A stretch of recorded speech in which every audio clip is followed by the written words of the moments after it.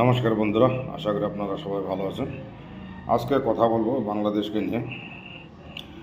বাংলাদেশের যে পরিস্থিতি, যে দেখতে দেখতে 6টা মাস পেরিয়ে গেল। এখন যে পরিস্থিতি হয়ে গেছে, বর্তমানে বাংলাদেশ একটা হয়ে গেছে ফাটা ঢোল। যে পাচ্ছে সেই এসে বাজাইতেছে। সর্বপ্রথমে কথা বলবো যে তাদের বাপ পাকিস্তান, সেও মনের মতো এসে বাংলাদেশে খেলতেছে। তাদের যে স্টেপ ফাদার আছে চায়না, সেও বাইরে থেকে অনেক গেম খেলতেছে। আরেকটা স্টেপ ফাদার আছে, সেটা হচ্ছে আমেরিকা, জো বাইডেন। তো সবাই এসে যে যেভাবে পাচ্ছে সেইভাবে বাজাইতেছে বাংলাদেশকে। এখন এমন পরিস্থিতি হয়ে গেছে যে নর্মাল যে জনসাধারণ আছে তাদের জন্য একটা ভয়াবহ পরিস্থিতির সৃষ্টি হয়ে গেছে। প্রত্যেকটা দ্রব্যমূল্য জিনিস যে দাম বেড়ে যাচ্ছে ডে বাই ডে, সেটাতে কোনো কন্ট্রোল নেই। বাস বাংলাদেশের যে ইন্টিরিম গভর্নমেন্ট আছে তাদের একটাই শুধু সিদ্ধান্ত যে আওয়ামী লীগকে, শেখ হাসিনাকে কীভাবে ভারতে সাহায্য না নিয়ে যেন বাংলাদেশে না প্রবেশ করতে পারে, এই প্রচেষ্টাটাই করে যাচ্ছে ইন্টিরিম গভর্নমেন্ট। কিন্তু কোনো কিছু পেরে উঠতে পারতেছে না। ইন্টারন্যাশনাল লেভেলে যে একটা প্রেশার আছে সেটাও তাদেরকে বহন করতে হচ্ছে। কারণ যা কিছু ঘটতেছে সব তো মিডিয়ার মাধ্যমে সবার সামনে আসতেছে। তো জাস্ট দুদিন আগে 32 নম্বর যে বিল্ডিংটা ভাঙা হলো ধানমন্ডিতে, যেটা হলো শেখ মুজিবুরের ছিল, ওটা বিল্ডিংটা সেখানে শেখ হাসিনা নিজের দখলে রাখেনি। এটা বাংলাদেশের জনসাধারণের জন্যই তিনি উৎসর্গ করে দিয়েছিলেন, যখন একটা মিউজিয়াম হিসেবে বানিয়ে দিয়েছিলেন। যে বঙ্গবন্ধু সেই 32 নম্বর ধানমন্ডি থেকে বাংলাদেশের স্বাধীনতার যে চেতনার জাগরণ করেছিলেন, তার একটা প্রতীক ছিল। কিন্তু এই interim government Mohammad doctor Yunus, তার যে যতগুলো সমন্বয়ক আছে তাদেরকে নিয়ে গোটা বাংলাদেশটাকে একদম একটা বলে না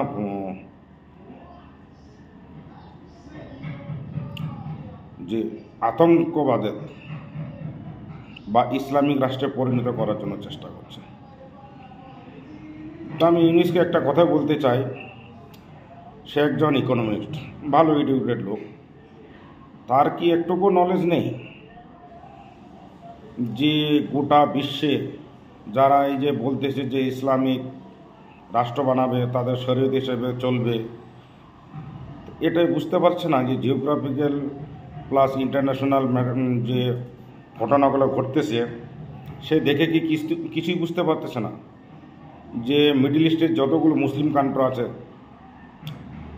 যারা শরীয়ত কানুন আনতে চায়, তাদের পরিস্থিতি যেভাবে পতন হয়েছে সেটা দেখেও কি একটু বুঝতে পারতেছে না? আমার তো ভেবে খুব অবাক মনে হয়। তিনি মানে লাইফে পড়াশোনা করেন, তার কোনো নলেজ নেই। তিনি যে নোবেল পুরস্কারটা পেয়েছিলেন সেটাও এক ধরনের কিনে নেওয়া। তার মেন কারণ হচ্ছে যে হিলারি ক্লিন্টন যখন তিনি আমেরিকা প্রেসিডেন্টের যে ইলেকশন কন্টেস্ট করেছিলেন, তখন ডক্টর মোহাম্মদ ইউনূস তাকে $6 লক্ষ দিয়েছিলেন ইলেকশনে ইউজ করার জন্য। তাছাড়া হিলারি ক্লিন্টনের যত বিজনেস আছে সেটাতেও ডক্টর ইউনূস অনেক সাহায্য করেছিলেন। তার বিনিময়ে হিলারি ক্লিন্টন এই নোবেল প্রাইজটা পাওয়ার জন্য অনেক সহায়তা করেছিলেন। কিন্তু যে শান্তিতে নোবেল বিজয়ী ডক্টর ইউনূস, তার প্রমাণ হচ্ছে বাংলাদেশ। সত্যি যদি উনি শান্তিপ্রিয় হতো, তাহলে বাংলাদেশে যে দুর্নীতি, যে পরিস্থিতি, যে ভয়াবহ ক্রিয়েট হয়েছে, সেটা নিয়ে ডক্টর ইউনূসের কোনো চিন্তা ভাবনা নেই। সে শুধু নিজের জন্যই করে যাচ্ছে। ডক্টর ইউনূস ইন্টিম গভর্নমেন্ট থাকাকালীন ওনার যতগুলো কেস আছে সব তিনি মিটিয়ে ফেলেছেন।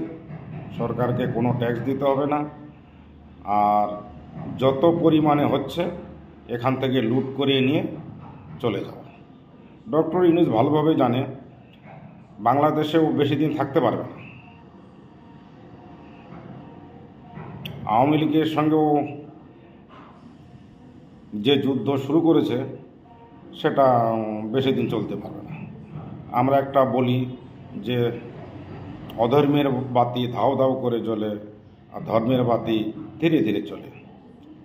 ঠিক সেই পর্যায়ে বাংলাদেশের পরিস্থিতি এখন চলতেছে, যে ইন্টিম গভর্নমেন্ট তারা অনেক কিছু করার চেষ্টা করতেছে, কিন্তু মূলত আফটার 6 মান্থ তারা একটা কোনো কিছুই করতে পারেনি এখন পর্যন্ত। বাস তারা শুধু কিভাবে টাকা লুটপাট করা যায় সেটা নিয়ে ব্যস্ত, আর তাদের আর কোনো কাজ নেই। তো এই তো কয়েকদিন আগেই Donald Trump as a president of America তিনি কারিভার নিজের হাতে নিয়েছেন। এই যে আজ 12 তারিখ নরেন্দ্র মোদী যাচ্ছেন ডোনাল্ড ট্রাম্পের সঙ্গে দেখা করার জন্য। দুজনে মিলে একটা গুরুত্বপূর্ণ সিদ্ধান্ত নেবেন about Sheikh Hasina. Last step কী হবে সেটা ডিসকাস করার জন্যই নরেন্দ্র মোদী আমেরিকায় গিয়েছেন। প্লাস যে তেজসের ইঞ্জিনের জন্য 404 যে একটা ইঞ্জিন আছে তার জন্য যাচ্ছেন। প্লাস হয়তো F-35 যে ফাইটার জেট আছে ওটা নিয়েও কিছু ডিসকাস হবে। যখন নরেন্দ্র মোদী আমেরিকা থেকে ফিরে আসবেন ইন্ডিয়াতে, তারপরেই দুটো সিদ্ধান্ত, তিনি বড় বড় সিদ্ধান্ত নেবেন। প্রথমত হচ্ছে দিল্লির ইলেকশনে বিজেপি বহুমতে আসছে, ওখানে একটা ভালো চিফ মিনিস্টার দেওয়া এখন ডিসকাস চলতেছে, সেটা ডিসিশন একটা নেবেন। প্লাস বাংলাদেশে যে ইন্টিম গভর্নমেন্ট আছে সেখানে শেখ হাসিনাকে কীভাবে বসানো যায় বাংলাদেশে অ্যাজ এ পার্মানেন্ট গভর্নমেন্ট হিসেবে, ওটার উপরে সিদ্ধান্ত নেবেন। এখন যে বাংলাদেশের ধানমন্ডি আর টঙ্গিপাড়া এদের যে ছাত্র সমন্বয় এসে যে মার খেয়ে গেল, তার পরিপ্রেক্ষিতেই তাদের মানে একটা যে অপমান হয়েছে তার প্রতিশোধ নেওয়ার জন্য যে একটা ডেভিল হান্ট একটা অপারেশন জারি করেছে পুরো বাংলাদেশে। ডেভিল হান্ট কি?